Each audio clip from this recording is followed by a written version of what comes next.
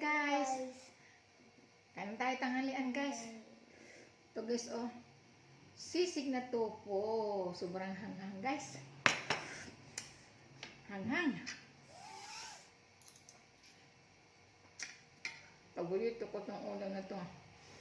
Yun mo sinian guys oh. Yan. Kain na. may nakahanda silang tubig guys oh. Ulog na. Bisita tayo. Sige. Nakikipasok na. Kain.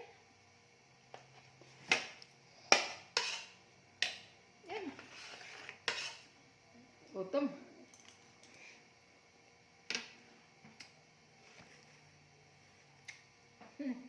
Hanghang. Para may sunog sa bibig ko. Pinapawisan ko sa hanghang. Para may sunog. Sige. Kain. Wala kanin. Kasi dapat liit lang. Ayan. Para magkasya. Sige.